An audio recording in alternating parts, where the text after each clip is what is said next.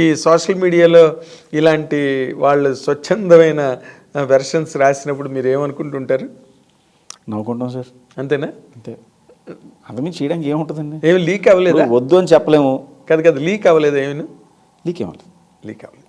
Leakage రాసిందల్లా ముల్లోకి వీరుడు అన్నారు, 8 మంది heroines అని రాశారు, ఇలా రాశారు తప్పితే. ఎంతమంది హీరోయిన్స్? 8 మంది అని చెప్పారు. కదా మీ సినిమాలో ఒకటే హీరోయిన్స్. ఒకటే హీరో. ఓకే, 1:8 అనమాట. మరి ఇంత నిరాశ పరిస్థితి ఎలాగా? వాళ్ళందరూ 8 మంది అనుకుంటే మీరు మరీ ఒకళ్ళు పెడితే సినిమా సార్ అలా కుదరదు సార్, అది కథ ప్రకారం పెట్టాలి కానీ.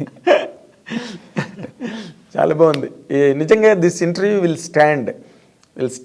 రేపు సినిమా రిలీజ్ అయ్యి నెక్స్ట్ ఇయర్ సంక్రాంతికి సినిమా రిలీజ్ అయ్యి అతి పెద్ద హిట్ అయిన తర్వాత మళ్ళీ ఇప్పుడే మిమ్మల్ని రిక్వెస్ట్ చేస్తాం మా స్టూడియోకి ముందు రావాలని.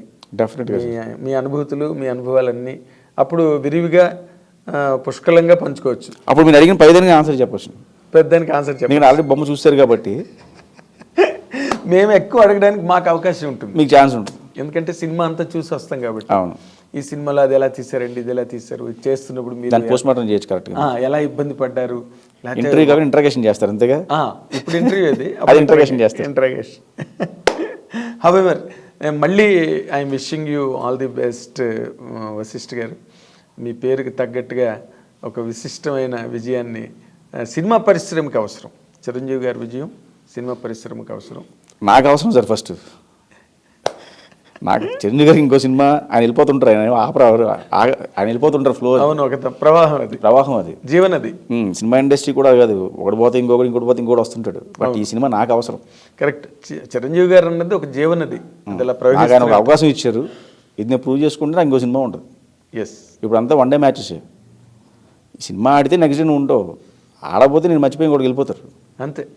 ఇక్కడ ఎప్పుడైనా కూడా sex every Friday sir life change అయిపోతే. ఎస్.